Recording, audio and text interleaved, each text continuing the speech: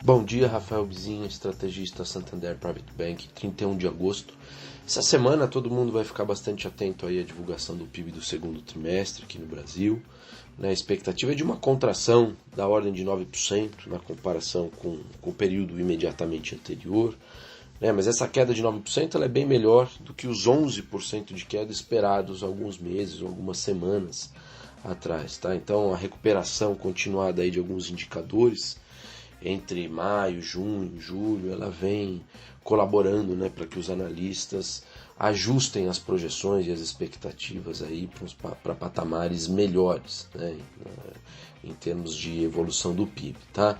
E também a gente já tem dados de julho e algumas coisas preliminares de agosto que indicam um terceiro TRI com uma expansão significativa. Para 2020, a queda da economia, que já foi estimada em 6,5%, 7%, ela está caminhando numa direção mais de 5%, alguns bons analistas prevendo contração de 4,5%, 4%. Então, assim, tem muita dúvida sobre o que vão ser os últimos 3 meses do ano, porque é quando o auxílio emergencial terá caído de valor, e o auxílio emergencial a gente sabe que ajudou muito na sustentação do consumo, mas tem como contrapartida também o fato de que a partir de agora a reabertura, a flexibilização aí dos confinamentos e tudo, está ajudando muito o setor de serviços.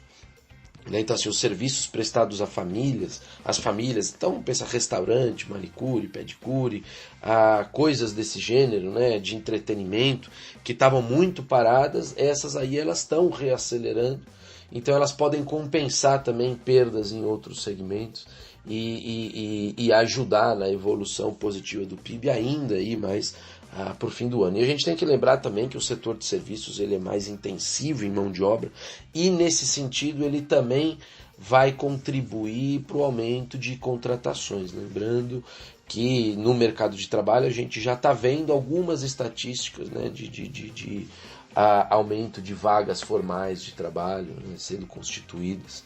Então isso é algo relevante quando a gente olha aí para o futuro. A novela sobre teto de gastos ela ainda vai continuar, então os mercados eles estão bastante atentos ainda a possibilidade de desarranjo fiscal. A equipe do Paulo Guedes vem dizendo de forma recorrente que tem compromisso com o controle das despesas e também diz que tem todo o apoio do Bolsonaro nesse sentido, mas é óbvio, os analistas, os mercados, eles querem demonstrações mais enfáticas do próprio presidente da República na defesa desse controle das contas públicas para dirimir um pouco todo esse risco e até a volatilidade que a gente está enxergando. Então agora a gente tem que observar quais vão ser as estratégias políticas que vão ser traçadas para abrir espaço para acomodar o Renda Brasil, os investimentos em infraestrutura dentro do orçamento ou embaixo do teto dos gastos. A equipe econômica ela deve apresentar essas alternativas aí de desindexação, desvinculação, desobrigação, que são os 3 Ds aí do Paulo Guedes em relação ao orçamento. Mas para levar adiante isso aí, a gente sabe que tem um enfrentamento político de grupos de pressão que é muito importante. Tá? Talvez até amanhã seja anunciado também quanto que vai ser o auxílio emergencial até o fim do ano, se ele vai cair dos atuais 600 para 300, 350, 400. Então muita atenção em relação a isso.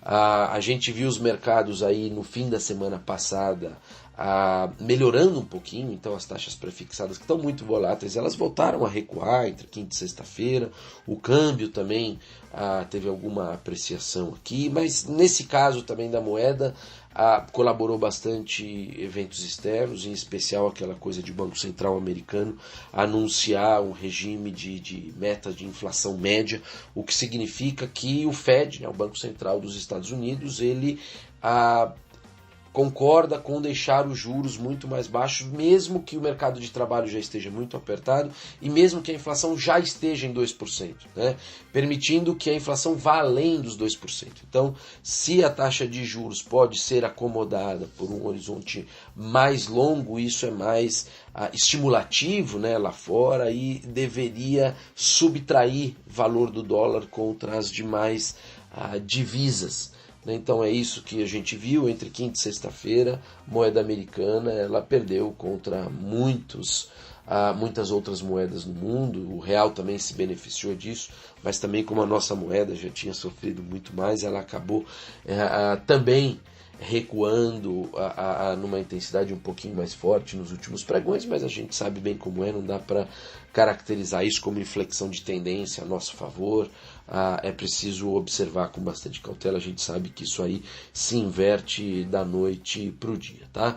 Lá fora também, ainda nos Estados Unidos, esses protestos em algumas regiões lá estão beneficiando o Donald Trump, né, que ele está reforçando aquele discurso de preservação da lei, da ordem, contra uma suposta condescendência, né, dos democratas em relação a esses atos violentos nas manifestações. Então o que a gente já vê é que o Joe Biden, candidato democrata, ele vem diminuindo a vantagem nas pesquisas de intenção de voto, nos estados mais críticos ali, e também nos mercados de apostas a gente vê uma diminuição razoável da probabilidade implícita de vitória do Biden, né? Então essa vantagem dele está caindo paulatinamente. Também a gente sabe que tem colaborado para o Trump o fato de as estatísticas de Covid-19 por lá estarem recuando, né? Então isso aí é fundamental enquanto continuar nessa trajetória. O que a gente sabe é que o Trump ainda é bastante competitivo. Eu fico por aqui. Bom dia a todos.